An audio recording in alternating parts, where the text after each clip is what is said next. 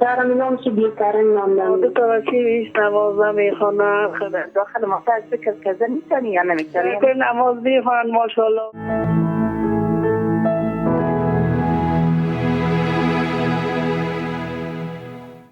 الحمد لله والصلاة والسلام على رسول الله صلى الله عليه وسلم وعلى آله وأصحابه ومن والاه. قال الله تبارك وتعالى في القرآن الكريم: أعوذ بالله من الشيطان الرجيم. بسم الله الرحمن الرحيم. ومن يتق ويصبر فإن الله لا يضيع أجر المحسنين. صدق الله العظیم. بینندگان نهایت گرامی، السلام علیکم و رحمت الله و برکاته. الله متعال را سپاسگزار هستم که باز هم در برنامه اقرا از تلویزیون جهانی یک به طور زنده خدمت هموطنان گرامی خود قرار دارم. بحث امروز ما پیرامون فواید تقوا و صبر از دیدگاه اسلام هست. هموطنان گرامی ما میتونند در جریان برنامه با ما در تماس شوند، انشالله به سوالات دینی ایشان پاسخ میدهیم. الله متعال در سوره مبارکه یوسف علیه السلام آیه مبارکه 90 می فرماید که و من یتقی و یصبر، کسی که از الله متعال بترسه، گناه را ترک بکنه، اوامر الله متعال را انجام بده و یصبر و صبر و شکیبایی بکنه، فإن الله ارین الله متعال لا یضیع ضایع نمیکنه اجر المحسنین، پاداش نیکوکاران را. دو ویژگی که رب العالمین در این آیه مبارکه ذکر میکنه تقوا و صبر هست که باعث سعادت دارین برای انسان مسلمان میشه. در دنیا و آخرت خوشبخت میشه و زمانی که پروردگار متعال داستان حضرت یوسف علیه السلام را در سوره مبارکه یوسف ذکر میکنه، علت کامیابی موفقیت یوسف علیه السلام امی می باشه که تقوا و صبر داره. زمانی که برادران یوسف علیه السلام با یوسف نبی حسادت میکنن و میخواهند که یوسف علیه السلام را یا به قتل برسانند یا در چاه بیندازند، این تصمیم را میگیرن. امتحان رب العالمین از یوسف علیه السلام آغاز میشه. تماس داریم خواهر گرامی ما از مزار. السلام علیکم و رحمت الله. السلام علیکم. علیکم السلام خواهر گرامی، بفرمایید سوال دارین. الو. صدای شما را داریم خواهر، سوال بکنین. خواهرم صدای شما را داریم، سوالتان مطرح بکنین. و علیکم السلام. یا دکترم نامش بیکارن نام هست نیست. خواهر سوالتان نگرفتیم، تکرار کنین. بله چه دخترم نامش بیکران نام دارم میگم بیکران نام چه رقم بهترین نام دخترتان مانند درست است؟ برنامه را تعقیب کنین. الله حافظ شما.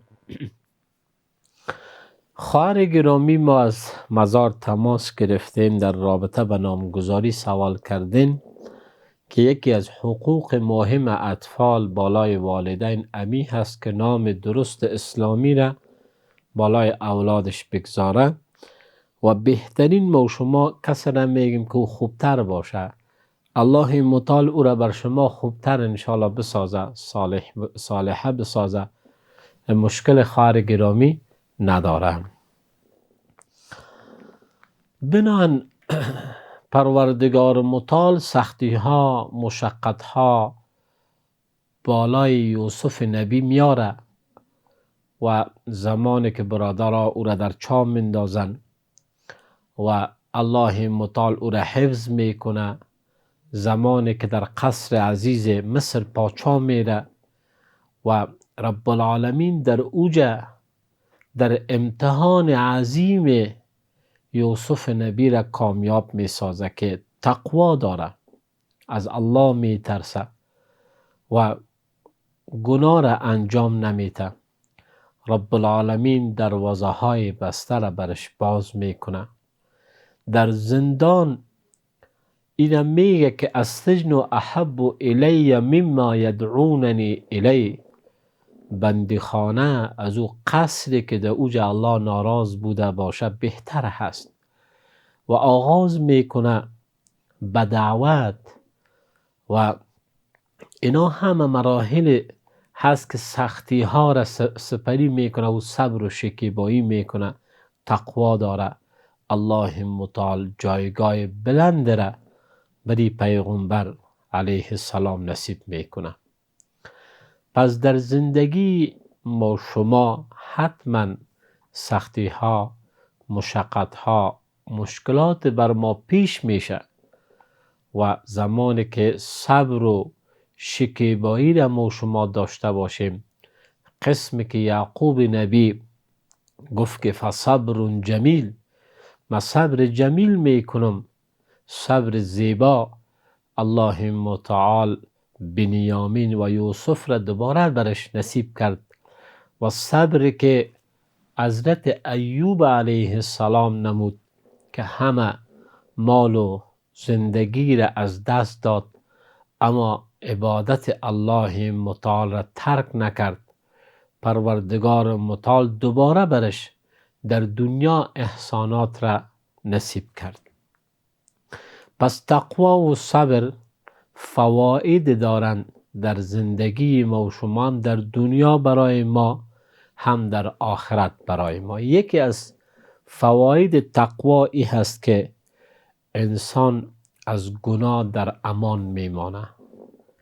وقت انسان مؤمن می ترسه از پروردگار متعال و اوامر الله متعال را انجام میده و معصیت را ترک میکنه، این انسان می آید در صف اولیای پروردگار متعال که الله متعال بنده هایش را دوست داره که اونا اولیا هستند، انسان های نیک هستند و ویژگی هایشان را الله متعال در قرآن کریم بیان میکنه.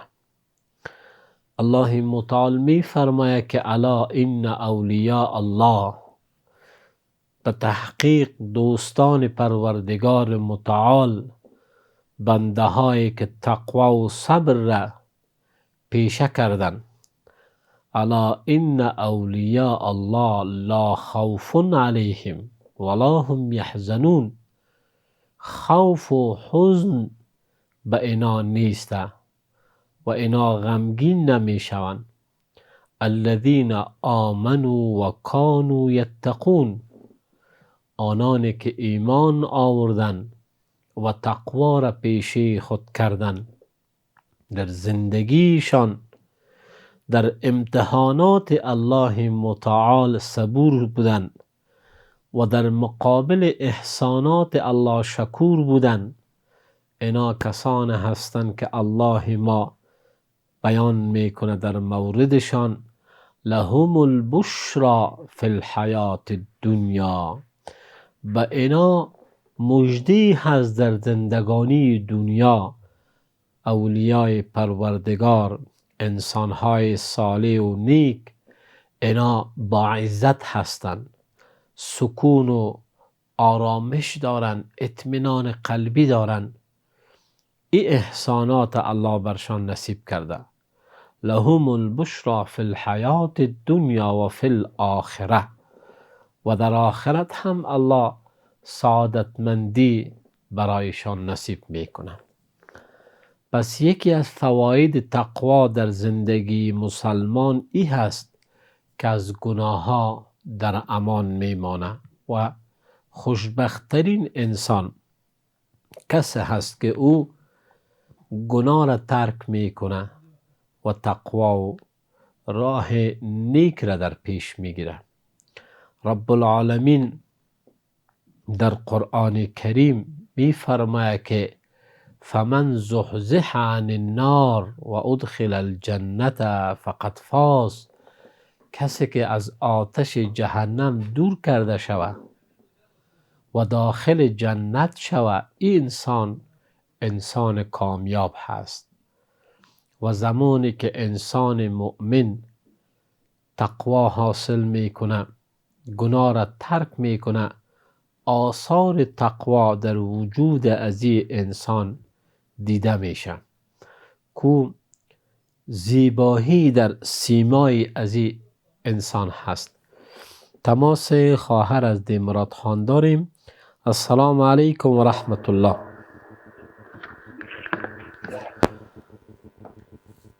خواهر گرامی وصل هستین، بفرمایید.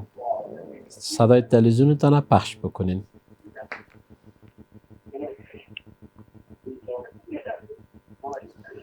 بله.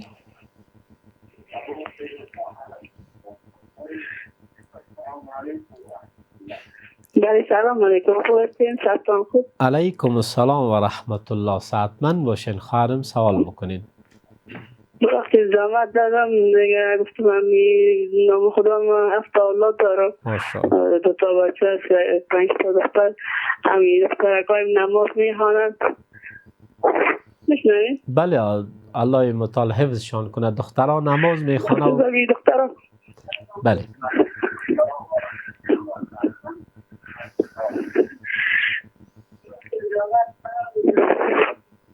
بله.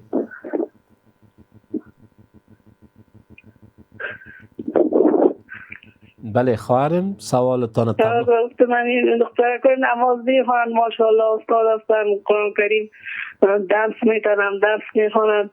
اما 2 تا بچه نیست، نماز نمیخوانند. خبر که میگمشان اگر از رای دین میگمشان، اگر هر رقم کدن اینا نماز نمیخوانند، یکم بی‌احترامی ها میکنند. آیا من نمیفهم چی کنم که اینا نماز بخوانند؟ درست خواهر. بخوانم نمیفهم. برنامه را تعقیب کنین، انشاءالله آمده ای رابطه برتان پاسخ میدیم. درست، تشکر. الله حافظ شما. بخیر باشین.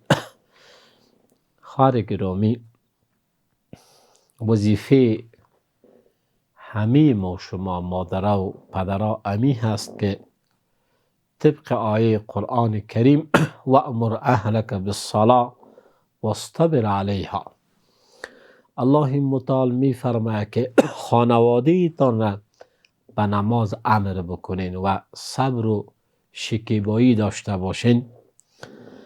این وظیفه پدر مادر هست که اولادش را تشویق بکنه به نماز. اول فضایل نماز برش گفته شود، فواید نماز برش گفته شود و تشویق شود. از الفاظ تحقیرآمیز دوری بکنیم و کوشش بکنیم که از دریچه تشویق اونا را فرا بخوانیم به خواندن نماز. و از افسالگی رسول گرامی اسلام صلی الله علیه وسلم میفرماید شما اولادتان تشویق بکنین به نماز تا 10 ساله. وقت 10 ساله میشه نمیخونه، خوب او را متوجه بکنین که نماز ادا بکنه. خواهرم شما ادامه بیتین تشویقی که دارین اونا را به نماز و دعا هم در حقشان بکنین. دعای والدین در قبال فرزندان قابل قبول هست. اما وطنان گرامی وقفه داریم و انشالله بعد از وقفه دوباره برمیگردیم. با ما باشین.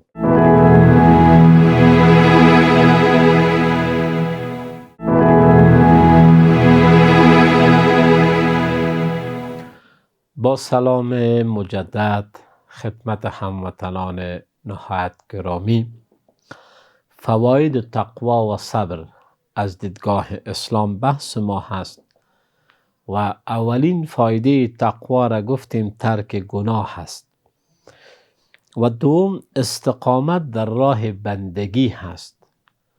وقت ما شما تقوا حاصل می کنیم در راه بندگی پروردگار خود که الله را عبادت می کنیم، استقامت می کنیم در مقابل هر مشکلی که برای ما پیش میشه.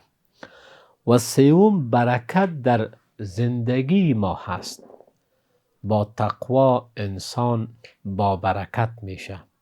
عمر انسان، سفره انسان، زندگی انسان لذت بخش میشه. انسان متقی یک آرامش خاص را احساس میکنه، سکون خاص را رب العالمین برش نصیب میکنه که این سکون نمیتونه انسان از آدرس دیگی به دست بیاره جز تقوا، ذکر الله متعال، تلاوت قرآن کریم، بندگی پروردگار متعال که باعث سکون و آرامش برای انسان با تقوا میشه. و همچنان آثار تقوا هم در قیافه انسان آشکار میشه. انسان مؤمن با خدا در سیمای از او نور دیده میشه، زیبایی دیده میشه که الله متعال توسط تقوا برای انسان مؤمن این ویژگی را نصیب میکنه. همچنان تقوا باعث عظیم میشه که انسان مؤمن دنیا و آخرت خوب داشته باشه.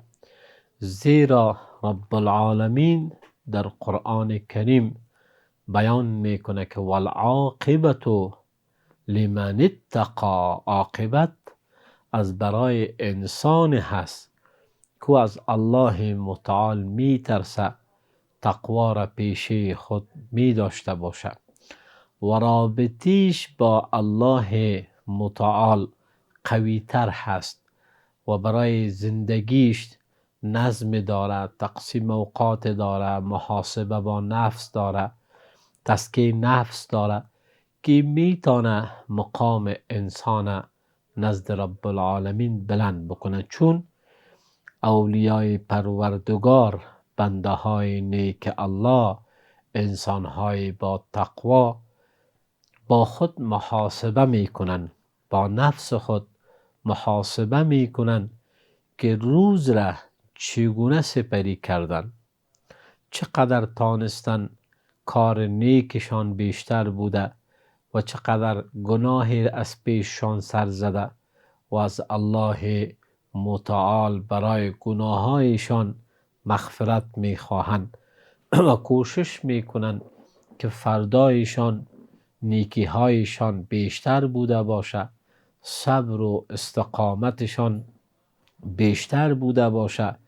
به می شکل قبل از که الله متعال با ایشان محاسبه بکنه، اونا با نفسهایشان محاسبه میکنه و تزکیه نفس را با خود می داشته باشه. چون کامیابی مؤمن دمی هست که نفسش را از آلودگی، از معصیت و گناه پاک نگاه بکنه.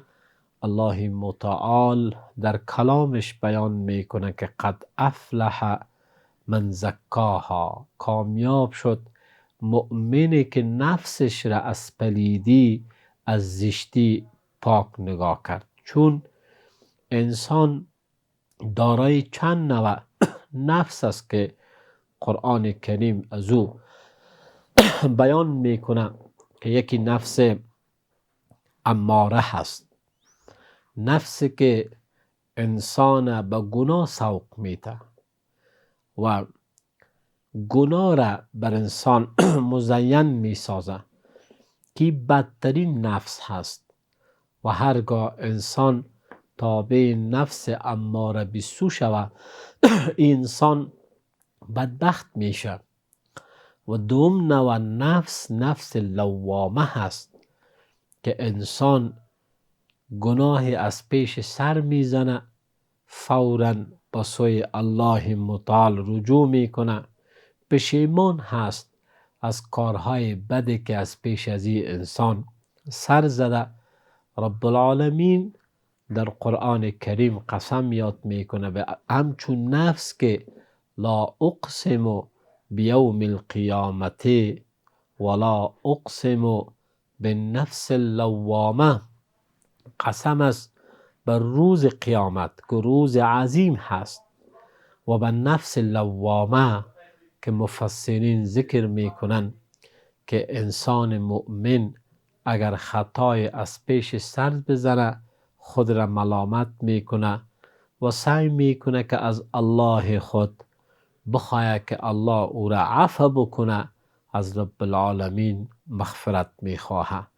سیوم نوع نفس مطمئنه هست که نفس انسانهای با تقوا، انسانهای صالح، انسانهای نیکو هست که رب العالمین همچون نفس را مخاطب قرار داده که یا ایتها النفس المطمئنه، ای نفس مطمئنه ارجعی الی ربک، برگرد به سوی پروردگارت که الله از تو راضی هست و تو در مقابل احسانات که الله کرده به تو راضی هستی و داخل جنت شو.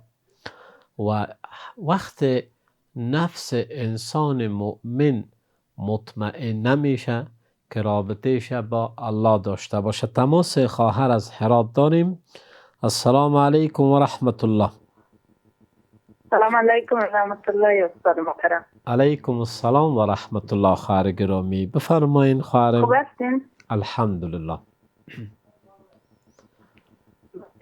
صدای صدای شما را داریم، سوال بکنین. بله خواهرم. بله ببخشید در واقع فکر از شما سوال میکردم از ولایت وقتی که به درس کسی گوش میکنی آیا میتونی ذکرم بکنی یا نه؟ دیگه مثلا جایی که موسیقی باشه، مثلا با موتر هستی، جای روان هستی، موتر موسیقی میخوانه، آیا داخل موتر ذکر کرده میتونی یا نمیتونی؟ یعنی دو سوال از شما داشتم. درست خواهرم. الله حفظتان کنه. برنامه را تعقیب کنین، انشالله بر شما پاسخ میتم. الله حافظ شما. بله خواهر گرامی، ذکر پروردگار متعال در هر حالت میشه که انسان ذکر بکنه. وقتی با کس صحبت میکنی زبانت با ذکر جاری میشه. وقتی که در موتر هستی و کسی مشغول چیز دیگه هست و تو خود مشغول ذکر میسازی، یا قسمی که شما گفتین موسیقی ماندگی است اما تو رابطه با الله هسته، هیچ مشکل نداره و مسلمان نیک اینموت رو ویژگی را با خود داره که رابطهش همیشه با خالقش هست و به امورات زندگیش هم میرسه، اما رابطهش با پروردگار متعال هم می داشته باشه. و خوب هست که ما شما زبان و قلب خود را با یاد الله، با ذکر الله متعال داشته باشیم. حتی در فتاوای اسلامی بیان شده که یک خواهر که تکلیف داره و نمیتونه نماز بخونه، عذر شرعی داره، روزه گرفته نمیتونه، اما ذکر میتونه، درود خوانده میتونه. پس خوب هست که ما از این نعمت پروردگار مستفید بوده باشیم، چون الله ما در کلامش بیان کرده که ولذکر الله اکبر، یاد الله بسیار بزرگ هست و ایره هم الله فرموده که یا ایها الذین آمنوا اذکروا الله ذکرا کثیرا، ای اهل ایمان الله را بیشتر ذکر بکنین در وقت صبح و شام و همه اوقات. و صفات بنده های نیک الله امی هست که رجال لا تلهیهم تجارت ولا بیع عن ذکر الله، کسانی که اونا را تجارتشان کارشان مانی نمیشه از یاد الله، زبانش به ذکر الله هست با اخلاص، ذکر الله را با اخلاص میکنه و اطور نبوده باشه که ذکر ما تلاوت ما باعث اذیت دیگران شود، بلکه ما نزاکت های اجتماعی را هم باید با خود داشته باشیم. یک خواهر مسلمانی که او متأهل هست در امورات نفلی، البته متوجه میشه که حق شوهر از پیشش تلف نشه و این نکات هم باید متوجه بوده باشه. باقی ذکر پروردگار باعث اجر عظیم برای انسان مؤمن میشه و فضیلت بیشتر نزد الله متعال داره. در اخیر برنامه قرار داریم و دعا میکنیم الله متعال همه ما را توفیق اعمال صالح نصیب کن، گناه های همه ما را عفو کن. الله متعال مریضای اهل اسلام را در خانه ها شفا خانه ها شفا جن نصیب کن. قرضداران اهل اسلام را از قرض خلاص کن، بندیان اهل اسلام را از بند خلاص کن. مسلمان ها هر جا که مظلوم هستند پریشان هستند حفظشان کن. دشمنای اسلام و کشور عزیز ما را که قابل هدایت نیست الهی هلاک بگردان. الله متعال ما را با ایمان آوردی، با ایمان داشته باش، همه ما را با ایمان ببر. و صلی الله تعالی علی خیر خلقه محمد و علی آله و اصحابه اجمعین برحمتک یا ارحم الراحمین.